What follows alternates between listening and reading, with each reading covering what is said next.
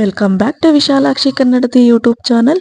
Big Boss Kannada 12 show ಶುರುವಾಗಲು ಕೆಲವೇ ಗಂಟೆಗಳು ಬಾಕಿ ಉಳಿದಿವೆ. ಈ ಬಾರಿಯ ಮನೆ ಹೇಗಿರಲಿದೆ ಎಂಬ ಕುತೂಹಲ ಅನೇಕರಿಗೆ ಇರಬೇಕಲ್ಲ. ಕನ್ನಡಕ್ಕೆ ಆದ್ಯತೆ ಕೊಟ್ಟರೆ ಮಾತ್ರ ನಾನು ಬಿಗ್ ಬಾಸ್ ಶೋ ನಡೆಸುತ್ತೇನೆ ಎಂದು ಕಿಚ್ಚ ಸುದೀಪ್ ಕಂಡೀಷನ್ ಹಾಕಿದ್ದರು. ಈಗ ವಾಹಿನಿ ತಲೆಬಾಗಿದೆ. Bigg Boss Kannada season 12 show logo ರೂಪುಗೊಳ್ಳುವಾಗ ಅಲ್ಲಿಯೂ ಕೂಡ ಕನ್ನಡದಲ್ಲಿ 12 ನಂಬರನ್ನು ಬರೆಯಲಾಗಿತ್ತು. ಈಗ ಮನೆಯಲ್ಲಿ ಮೈಸೂರು ಅರಮನೆಯ ಪ್ರತಿಬಿಂಬ ಕಾಣ್ತಿದೆ. ಅಂದ ಹಾಗೆ ದಸರಾ ಕೂಡ ಶುರುವಾಗಿದೆ. ಮೈಸೂರು ಅರಮನೆ ರೀತಿಯಲ್ಲಿ ಬಿಗ್ ಬಾಸ್ ಮನೆ ರೂಪುಗೊಂಡಿದೆ. ಒಟ್ಟಿನಲ್ಲಿ ಈ ಬಾರಿ ಬಿಗ್ ಬಾಸ್ ಮನೆಯಲ್ಲಿ ಕನ್ನಡದ ಸೊಗಡು ಸಂಸ್ಕೃತಿ ಛಾಯೆ ಎದ್ದು ಕಾಣುತ್ತಿದೆ. ಇಲ್ಲಿ ಯುದ್ಧ ಆಗುತ್ತದೆ ಎಂದ ಕಿಚ್ಚ ಸುದೀಪ್ ಅವರು ಮನೆಯೊಳಗೆ ಎಂಟ್ರಿ ಕೊಟ್ಟಿದ್ದಾರೆ. ನಮ್ಮ ರಿಚ್ ಆಗಿರೋ ಕರ್ನಾಟಕವನ್ನು ಒಂದೇ ಕಡೆ ನೋಡಿದ್ರೆ ಹೇಗಿರುತ್ತದೆ ಅಂತ ನೀವು ನೋಡಬೇಕು ಅಂದರೆ ಈ ಬಾರಿ ಬಿಗ್ ಬಾಸ್ ಕನ್ನಡ 12 ನೋಡಿ. ಒಂದು ಅರಮನೆ ಉಳಿಸಿಕೊಳ್ಳಲು ಎಷ್ಟೋ ಯುದ್ಧಗಳು ಆಗಿವೆ.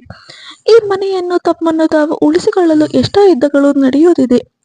ನಮ್ಮ ನಾಡಿಗೆ ದಸರಾ ಹಬ್ಬ ಶುರುವಾಗಿ 1 ವಾರ ಆಯಿತು.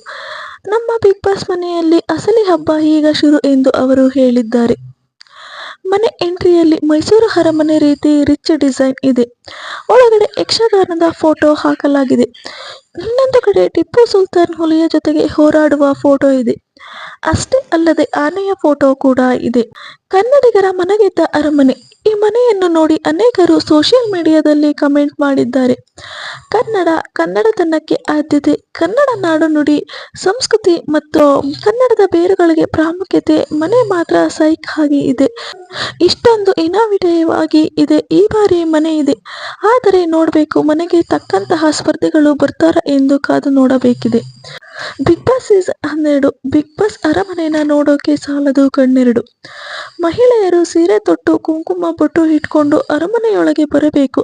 ನಮ್ಮ ಸಂಸ್ಕೃತಿಯ ಹಬ್ಬವನ್ನು ಬಿಗ್ ಬಾಸ್ ಮನೆಗೂ ಚೆಲ್ಲಿ ಶುಭ ಕಾರ್ಯ ಆರಂಭವಾಗಲಿ. ಈ ಮನೆಯಲ್ಲಿ ಅಂಬಾರಿ ಫೋಟೋ ಇದೆ, ಆನೆಯ ಫೋಟೋ ಇದೆ. ಒಟ್ಟಿನಲ್ಲಿ ನಮ್ಮ ನಾಡಿನ ಕಥೆಯನ್ನು ಹೇಳುವ ಫೋಟೋಗಳು ಇಲ್ಲಿವೆ. ಇನ್ನು ಟಿಪ್ಪು ಹಾಗೂ ಹುಲಿ ನಡುವೆ ಫೈಟ್ ಆಗುವ ಫೋಟೋ ಕೂಡ ಇದೆ. ಹುಲಿಯ ಚಿತ್ರದ ನಡುವೆ ಒಂದಿಷ್ಟು ಅಕ್ಷರಗಳನ್ನು ಬರೆಯಲಾಗಿದೆ. ಬಿಗ್ ಬಾಸ್ ಮನೆಯಲ್ಲಿ ಯಾವೆಲ್ಲ ಶಬ್ದಗಳನ್ನು ಜಾಸ್ತಿ ಬರೆಯಲಾಗುವುದೋ ಆ ಶಬ್ದಗಳು ಇಲ್ಲಿವೆ. ಅರಮನೆಯಂತ ಮನೆ, ಅದ್ಭುತ ಸೆಟ್, ಮನೆ ತುಂಬಾ ಬೆಳಕು, garden area, bedroom area, living area, kitchen, swimming pool, balcony, washroom area ಎಂದು ಇಲ್ಲಿ ಭವ್ಯವಾದ ಅರಮನೆ ರೆಡಿಯಾಗಿದೆ. ಬಿಗ್ ಬಾಸ್ ಇತಿಹಾಸದಲ್ಲಿ ಮೊದಲ ಬಾರಿಗೆ ಈ ರೀತಿ ಮನೆ ರೆಡಿಯಾಗಿದೆ. ಇಂದು ಸಂಜೆ 6 ಗಂಟೆಗೆ ಈ ಶೋ ಆರಂಭ ಆಗಲಿದೆ. ಒಟ್ಟಿನಲ್ಲಿ ಈ ಬಾರಿ ಯಾರೆಲ್ಲ ಸ್ಪರ್ಧಿಗಳು ಬರ್ತಾರೆ, ಹೇಗಿರಲಿದೆ ಎಂಬ ಕುತೂಹಲ ಶುರುವಾಗಿದೆ. ಕನ್ನಡಿಗರಿಗೆ ಕನ್ನಡಕ್ಕೆ ಬೆಲೆ ಕೊಡಬೇಕು ಎನ್ನುವುದು ಕಿಚ್ಚ ಸುದೀಪ್ ಆಶಯವಾಗಿತ್ತು. ನನಗೆ ಬೆಂಗಳೂರಿನಲ್ಲಿರುವ ಆಫೀಸ್ನಿಂದ ಯಾವುದೇ ಸಮಸ್ಯೆ ಇರಲಿಲ್ಲ. ಮೇಲಿನವರು ನಡೆದುಕೊಳ್ಳೋದು ನೋಡಿ ನನಗೆ ಬೇಸರ ಆಗಿತ್ತು.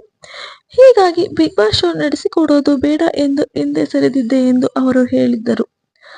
ಸೊ ಈ ವಿಡಿಯೋ ಇಷ್ಟ ಆದರೆ ವಿಡಿಯೋಗೆ ಲೈಕ್ ಮಾಡಿ, ಶೇರ್ ಮಾಡಿ ಮತ್ತು ನಿಮ್ಮ ಅನಿಸಿಕೆ ಅಭಿಪ್ರಾಯಗಳನ್ನ ಕಮೆಂಟ್ ಮೂಲಕ ತಿಳಿಸಿ. ಹಾಗೆ ಇನ್ನು ಯಾರು ವಿಶಾಲಾಕ್ಷಿ ಕನ್ನಡದ ಯೂಟ್ಯೂಬ್ ಚಾನಲ್ ಸಬ್ಸ್ಕ್ರೈಬ್ ಮಾಡ್ಕೊಂಡಿಲ್ಲ, ದಯವಿಟ್ಟು ಚಾನಲ್ನ ಸಬ್ಸ್ಕ್ರೈಬ್ ಮಾಡ್ಕೊಳ್ಳಿ. Thank you.